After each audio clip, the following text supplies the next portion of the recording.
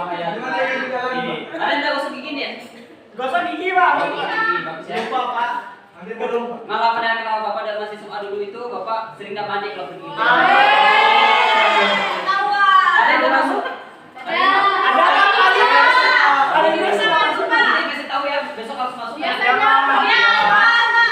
Dia sibuk organisasi, Pak. Pak. Dia itu, Pak. Di OSIS, Pak, kemarin, Pak. Prestasi nanti tuh. Dia sibuk di OSIS. Ada yang belum makan? Ada. Saya Bapak. Nanti jangan lupa makan ya, jaga kesehatan ya. Ya, Pak. Nanti Bapak traktir. Oh iya, baik ya. Bapak siapkan materi dulu. Sebelum Bapak siapkan materi, ada yang mau pimpin doa? Ayo satu orang pimpin doa. Jar kanan katanya, Pak. Oh ya, karena silakan Jel. Maria. Baik, sebelum kita memulai aktivitas belajar mengajar kita pada hari ini, marilah kita berdoa. Saya pimpin secara konsisten yang melanjutkan dengan suara.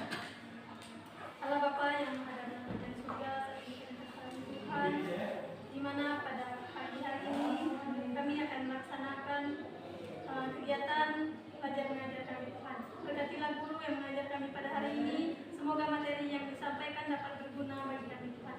Terima kasih Tuhan, sertailah proses belajar mengajar kami dari pertama, pertengahan hingga berakhirnya nanti. Hanya ini doa dan permohonan kami Tuhan, kami serahkan ke tangan-Mu. Amin. Baik, terima kasih ya, silakanlah. Coba.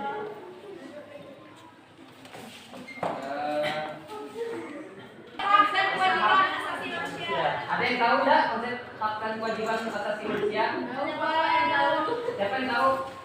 Enggak tahu siapa yang mau kan? Jawab, ya silakan. Tadi. Saya, Pak. Ya silakan. Kalau menurut saya, Pak, kita harus tahu dulu cara perbedaan hak dan kewajiban. Kalau menurut saya adalah hak. Hak itu adalah segala sesuatu yang diberikan negara kepada kita. Kemudian kewajiban. Kewajiban adalah segala sesuatu yang kita wajib berikan kepada negara. Oke, tepuk tangan buat Anda. Ada yang menambahkan? Silakan. Silakan. Bang Bona, silakan. Baik. Pagi. Kewajiban tentang hak pertama yaitu hak dibawa oleh lahir dari seorang. Hak memang tidak bisa dipungkiri oleh orang lain karena hak telah diberikan kepada seorang, dan kewajiban itu adalah pemberian atau kewajiban seorang untuk mengembangkan suatu kewajibannya, misalnya kewajiban kuliah sehari. Baik, terima kasih Bang Bona. Bang Bona dari mana asalnya Bang Bona? Dari sekarang orang Indonesia. Oh, Indonesia. Baik, kita lanjut materi dulu ya. Baik, untuk tema untuk materi kita pada pagi hari ini seperti yang sudah dijelaskan oleh teman-teman tadi, sudah sangat jelas sekali konsep hak dan kewajiban hak asasi manusia. Kita lanjut. Di sini ada yang pertama itu hak dan kewajiban asasi manusia. Yang pertama itu ada pengertian bahwa dikatakan bahwa asasi manusia adalah hak dasar yang melekat pada diri seseorang yang secara kodrat merupakan anugerah Tuhan yang Maha Esa dan tidak dapat diganggu-gugat. Nah, kita ketahui bahwa kita manusia ini diciptakan oleh Tuhan dari tubuh menjadi manusia itu suatu hal yang istimewa sekali dibandingkan kita ketahui bahwa kalau misalnya binatang kalau disamakan dengan manusia itu dan sangat jauh sekali berbeda. Kalau manusia itu diberikan istimewa, dia bisa mencari makan sendiri, bisa beraktivitas dengan orang lain, dengan siapapun. Itu sangat hal yang istimewa bagi kita. Kalau dibandingkan hewan itu hanya bisa mencari makannya untuk anaknya dan setelah itu tidak bisa lagi dibandingkan dengan manusia. Nah, kita sebagai manusia itu harus sebagai Tuhan itu harus bisa memberikan kewajiban kita yang sebagai yang sudah terlahir di dunia. Kewajiban kita di lahir di dunia itu apa? Sebagai apa? Makhluk ciptaan Tuhan. Kewajiban kita misalnya di keluarga apa? Seperti apa? Itu Pak meneruskan keturunan. Meneruskan keturunan. Selain meneruskan keturunan apa lagi? Kasih sayang, Pak. Kasih sayang. Kasih sayang mungkin tidak cukup, ada yang menambahkan lagi. Dari di keluarga kan Pak. Ya, di lingkungan keluarga. Cinta hak kan Pak. Hak dan kewajiban kita misalnya, hak kewajiban kita sebagai bapak misalnya. Pak. Nah, silakan. Hak untuk menafkahi, Pak. Contohnya itu hak misalnya kedua orang tua itu memberikan hak kepada anaknya untuk anaknya bisa memperoleh pendidikan. Lalu kewajiban dari anak itu sekolah dengan baik sehingga apa yang telah diberikan orang tua itu berjalan dengan baik juga Pak. Jadi jika sudah diberikan hak maka kewajiban juga harus dilaksanakan Pak. Oke, baik, sangat menarik sekali. Ada yang ingin menambahkan sedikit? Silakan. Bang Mona nanti ya. Yang belakang, Bang Muda, silakan. Pak, terima kasih Pak. Hak saya sebagai anak yaitu saya berhak mendapatkan amanah dan ketentraman dalam keluarga. Sedangkan kewajiban saya yaitu jika saya sukses nanti saya akan membahagiakan keluarga terutama kepada orang tua dan kepada saudara-saudara. Oke, begitu ya. Sudah cukup ya dijelaskan oleh teman kita yang pertama tadi, Kak Delita sama Bang Romolda itu sangat jelas sekali. Jadi kewajiban kita sebagai bapak, sebagai anak, sebagai dalam keluarga itu ada timbal baliknya. Tanggung jawab saya, kewajiban saya sebagai bapak apa? Lalu kemudian tanggung jawab kita sebagai anak itu siapa? Nah, kita harus saling menghormati. Yang utama dan paling utama itu saling menghormati orang tua. Karena orang tua melahirkan kita untuk berbuat baik. Selain kita mencari kebebasan di luar kendali keluarga, tetapi kita harus mencari sendiri. Contohnya kita misalnya di pendidikan, kita harus belajar. Tugas kita sebagai anak pendidik itu apa? Kalau misalnya di sekolah, di bangku sekolah, kita harus mendengarkan guru mengajar. Apa yang disampaikan oleh guru, misalnya dalam bidang matematika, sejarah dan sebagainya, itu kita harus mencatat poin-poin yang penting. Nah, itu sebagai tugas dari kita sebagai siswa.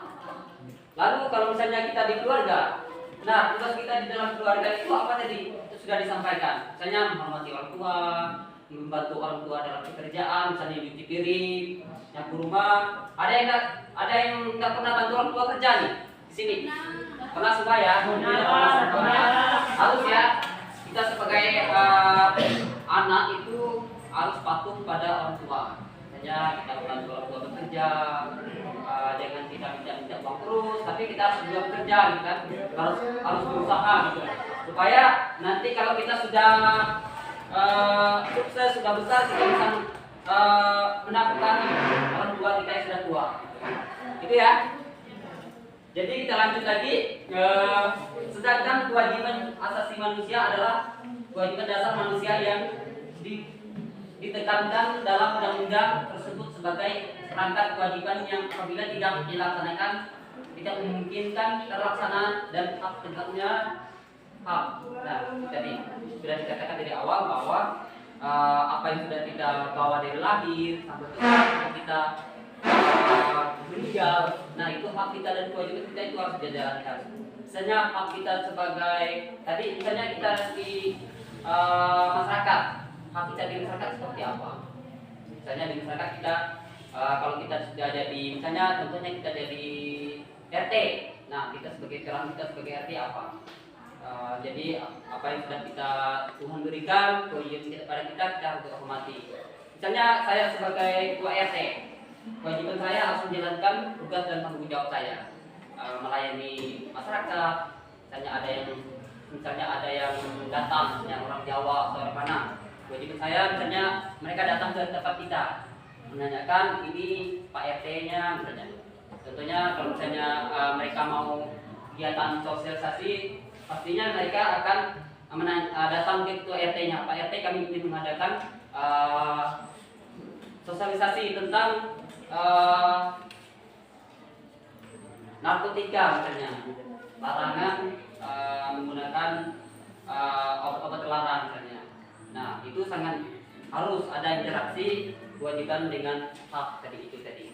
Kewajiban kita apa? Hak kita sebagai situ adalah sebagai pemimpin. Hak saya sebagai misalnya jadi ketua RT, hak saya apa? Pemimpin orang banyak. Ya, kita lanjut lagi ya. Jadi Bapak tidak bisa terlalu lama karena Bapak ada rapat nanti ya setelah ini ya. Oke, ini tadi kewajiban asasi manusia. Ini ada pengertiannya.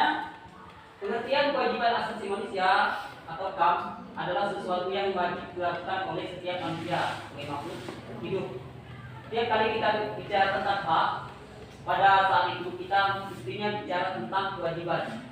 Sebab apa yang kita tuntut sebagai hak kita terkandung adanya kewajiban dan hak lain dan sebaliknya. Akan tetapi kenyataan di masyarakat orang yang lebih suka bicara tentang hak asasi manusia atau HAM dan melupakan kewajiban asasi manusia atau HAM. Nah itu tadi. Kadang kalau misalnya kalau kita sudah menjalankan kewajiban kita itu suka berlebihan. Misalnya suka meninggikan diri kita sendiri, tapi kita tidak tahu yang memang itu menyalahi aturan misalnya. Kalau misalnya kita di jalan bawa motor kan, nah kewajiban kita kalau misalnya ada lampu merah kita harus berhenti dulu, tunggu lampu hijau baru kita jalan. Nah kadang kalau kita ada waktu berburu-buru, kadang memang saya ini kalau misalnya di desa nih anak-anak sekolah nih, anak-anak SMP suka terobos lampu merah. Nah itu jangan ya, jadi ya, jangan terobos nanti kalau misalnya ada kendaraan lewat, lalu kita lewat juga nanti kita belakang gitu ya. Jadi kewajiban kita misalnya mematuhi lalu lintas, misalnya. Jadi ya, oke lanjut. Di sini ada contoh kewajiban asasi manusia yang harus kita penuhi. Saya mau tanya satu persatu. Di sini ada 6 poin. Nanti saya mau tanya nih. Saya buat kelompok dulu ya. Saya aja, Bapak aja yang buat kelompok.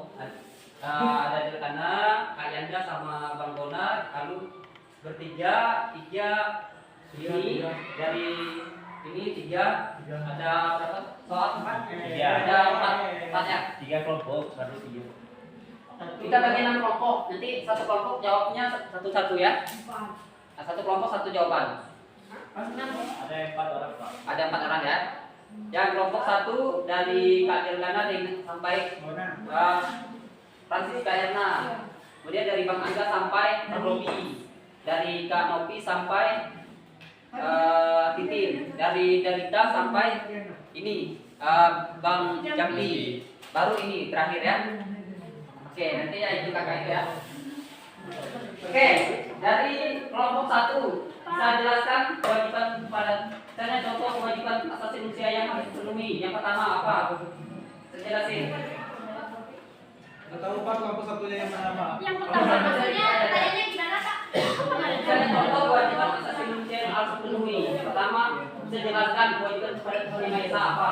Oh, bukan saya Pak. Nah, Jadi kewajiban kita sebagai makhluk Tuhan Yang Maha Esa, kita wajib melakukan ibadah sesuai agama kita. Misalnya agama Katolik ibadah di gereja, maupun agama Islam dan juga agama sholat Pak. Dan wajib untuk menghormati sesama perbedaan agama. ya. Oke, sangat menarik sekali. Ya, Bapak tambahkan ya. Tambahkan sedikit. Jadi contoh dari hak asasi manusia dari yang pertama itu kewajiban kepada Tuhan Yang Maha Pencipta. Nah, kalau misalnya pada saat hari Minggu kita harus ke gereja, harus sembahyang. Karena kita sudah diberikan 6 hari itu bekerja. 6 hari itu sudah, kalau menurut Bapak itu sudah cukup untuk kita bekerja menjalankan aktivitas kita. Kemudian yang terakhir itu ada hari Minggu. Nah, kewajiban kita sebagai umat yang beriman itu harus taat kepada Tuhan, kepada Sang Pencipta. Lalu interaksi kita dengan sesama itu apa? Kalau di dalam Tuhan misalnya, kita harus menghormati yang berbeda agama misalnya, harus hidup toleransi, saling gotong royong, membantu sama lain. Misalnya ada yang minta tolong, kita harus bantu misalnya. Terus yang kedua itu kewajiban menjalankan tugas sebagai manusia. Tadi kelompok 2. Kelompok 2 siapa yang mau jawab? Agnes, silakan. Kewajiban menjalankan tugas sebagai manusia. Kewajiban kita sebagai manusia itu apa? contoh dari hak asasi manusia tadi. Jadi garis bawah kedua itu kewajiban menjalankan tugas sebagai manusia itu yang pertama kita sebagai manusia sebagai makhluk sosial, jadi kita harus saling menghargai satu sama lain. Misalnya ini berkaitan juga dengan yang nomor satu. Ya. Jadi karena kita memiliki di Indonesia ini memiliki suku ragam dan kas yang berbeda-beda yang sangat banyak yang bersifat majemuk. Jadi ini tugas kita sebagai warga negara Indonesia, kita harus saling menghargai satu sama lain. Terima kasih Pak. Oke, begitu ya. Baik, karena waktu sudah agak lama, jadi kita cepat saja ya. Jadi jawaban dari kelompok 2 sangat menarik sekali, sangat bagus sekali. Kemudian dilanjutkan dengan kelompok 3. Kelompok 3 ada contoh dari hak asasi manusia itu tadi, ada kewajiban moral di masyarakat. Nah, apa? Ayo saya jelaskan dari kelompok 3. Mana Pak? Hah? Kelompok 3 dari ini, bukan dari Confucius sampai ini. Ya tadi kan ini bukan kelompok itu. Apa?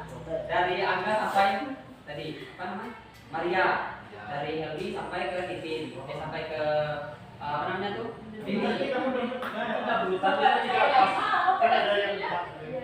Ya, saya jawabannya jawabannya. Enggak apa-apa nanti. Jawab aja Bapak. Saya panggil jawab. Silakan. Baik, kewajiban moral di masyarakat. Nah, contohnya itu kita sebagai misalnya kita itu harus wajib mematuhi peraturan-peraturan yang ada di masyarakat. Contohnya di dalam berlalu lintas. Itu sifat menurut saya. Baik. Jadi Bapak tambahkan sedikit. Jadi kalau misalnya kewajiban moral di masyarakat, misalnya kita sebagai siswa, kita kan sudah ditanamkan moral kebaikan misalnya. Jangan sampai kita itu kalau misalnya ketemu orang itu, hai anjing misalnya, biasanya kayak gitu. Jangan ya, jangan seperti itu. Jadi usahakan kalau misalnya ketemu dengan sesama itu harus saling tegur, harus tampilkan kakak, teman, jangan sampai mengeluarkan kata-kata yang nggak baik misalnya. Itu nggak baik. Kalau misalnya kita sebagai pendidik itu kalau didengar orang yang tidak berpendidikan kita malu. Nanti mereka bilang kalau soal itu mereka itu soal pendidik kok mereka ngomong seperti itu. Nah itu sangat tidak baik sekali. Jadi kalau misalnya kita sekolah diberikan guru tingkah laku yang baik, itu kalau kita tidak diterapkan kewajiban moral di masyarakat. Nah, kemudian untuk yang kelompok 4 kewajiban sosial di masyarakat. Saya tanggung jawab, kelompok 4. Ya. Katakan aja Bapak. Nah, bisa, siapa yang mau jawab? Ayo kasih, silakan kasih. Satu menit gitu. Salah, ayo. Jangan takut salah. Jangan takut salah ya. Jangan takut mencoba. Kewajiban sosial di masyarakat itu memiliki saling gotong royong, sama lain, itu misalnya sebenarnya kita ke rumah satu atau ke rumah lainnya untuk melakukan gotong royong bersama. Oke, baik. Kita lanjut saja ya biar tidak terlalu lama-lama. Kemudian kewajiban dalam keluarga. Hak asasi kita dalam keluarga jadi sudah disampaikan oleh teman kita. Ayo. Silakan. Ya, silakan. Baik, terima kasih Pak. Di sini kalau kewajiban dalam keluarga, kalau kita lihat dari sudut pandangnya sebagai orang tua, kewajibannya yaitu memberikan kasih sayang kepada anak-anaknya, mendidik anak-anaknya, menjadikan anak-anaknya menjadi orang yang sukses gitu Pak. Namun jika dilihat dari segi anaknya harus berbakti patuh pada orang tua. Baik, gitu ya. Benar yang dikatakan dalam oleh Kak Martia tadi, kewajiban kita dalam keluarga menghormati.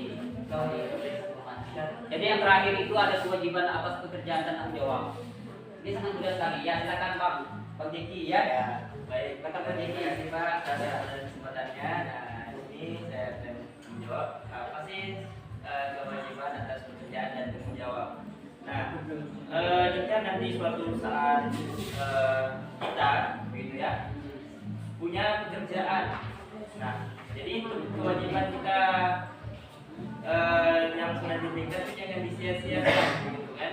Kemudian kewajiban kita sebagai pekerjaan itu atau karyawan itu ada apa, misalnya mematuhi aturan yang sudah ditentukan, kemudian masuk tepat waktu, kemudian dan lain-lain, banyak sekali. Kemudian tanggung jawabnya.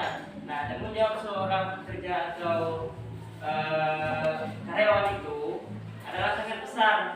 Apa itu? Nah, ketika diberikan pekerjaan harus bertanggung jawab dengan betul-betul dengan pekerjaan itu tersebut gitu. Sehingga si bos atau bos lah yang bekerja itu dapat mempercayai kita sebagai karyawan tersebut gitu. Terima kasih Pak. Oke, terima kasih Bu Jeki ya, benar sekali. Jadi kewajiban atau pekerjaan dan tanggung jawab kita sebagai manusia ya, kita tidak misalnya kita kerja di kantor, kita harus kerja benar-benar misalnya. Jangan hari ini datang, besok nggak datang misalnya. Nah itu tidak bagus, nanti bosnya tidak percaya, atau misalnya kita sebagai guru nanti dia jadi guru, kalau kita misalnya dia sudah jadi guru, hari Senin datang, Selasa datang, Rabu sudah datang, baru Kamis masuk lagi. Ditanya kenapa lagi sakit, padahal lagi jalan-jalan. Nah itu jangan seperti itu ya. Jadi kita lanjut saja. Kemudian hubungan antara hak dan kewajiban. Sini sejatinya bila HAM dan KAM yang terdapat nilai-nilai kemanusiaan tidak dilandasi oleh nilai-nilai ketuhanan, maka akan tergelincir dan jatuh pada paham pengumumnya sesama manusia. Manusia tanpa ketuhanan akan mudah menghancurkan dirinya sendiri. Untuk itu, nilai-nilai kemanusiaan mesti dibangun di atas visi dan orientasi kepada Tuhan. Jadi kita kalau misalnya mau apa-apa itu, kalau kita hanya mau percaya kepada diri kita sendiri tanpa mengandalkan misalnya yang sudah menciptakan kita sebagai manusia, itu akan gagal, tidak bakalan lurus jalannya. Meskipun itu kita dapatkan secara instan, secara mudah, tapi itu hilangnya juga secara instan, secara mudah juga. Misalnya kita beli mobil dengan cara mudah, tapi hilangnya juga mudah. Nah seperti itu harus diimbangi dengan kepercayaan kita sebagai umat manusia. Jadi lanjut ya. Kemudian dalam pandangan Cek Nur atau Profesor Dr. Nur Hotlis, masjid manusia dengan hati nuraninya memperbedakan mana yang baik dan buruk. Nah di sini dikatakan manusia itu ada yang buruk dan ada yang baik. Jadi ada sisi positif dan negatifnya. Lanjut, di sini juga dikatakan terpuji dan tercela, merugikan dan menguntungkan, menyelamatkan dan membahayakan, taktis dan strategis, kepentingan jangka pendek dan jangka panjang, sangat logis. Kalau ia diminta pertanggungjawabkan atas tingkah lakunya, setiap pribadi mesti berbuat baik, berguna, bermanfaat dan membawa keselamatan kepada sesamanya. Kemudian lanjut, oleh karena itu setiap pribadi harus berbuat baik kepada sesamanya dengan memenuhi kewajiban diri pribadi terhadap pribadi yang lain dan dengan menghormati hak-hak orang lain dalam suatu jalinan hubungan kemasyarakatan yang damai dan terbuka. Kita lanjut ya. Nah, ini adalah terakhir dari Bapak. Di sini ada kata-kata dari Bapak. Raihlah impianmu dengan menjadi seorang pelajar. Nah, dengan belajar kita bisa menciptakan apa saja yang kita inginkan. Misalnya kalau kita rajin belajar, rajin membaca buku, misalnya kita mencatat buat buku, kita misalnya menceritakan pengalaman kita, nah itu satu kehasil karya kita.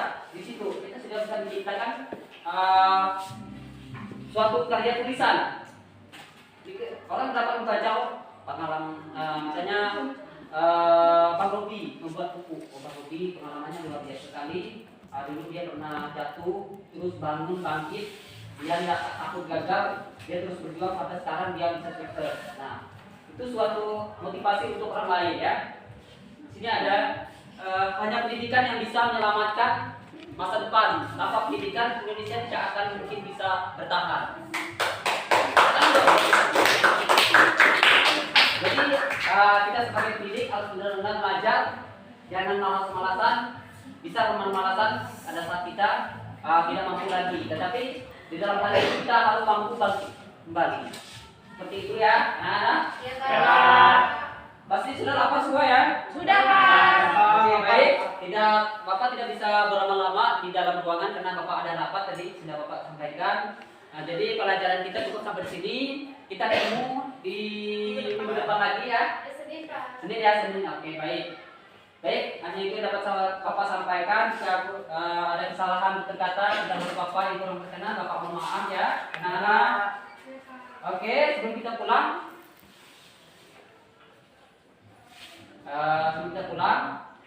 siapkan dulu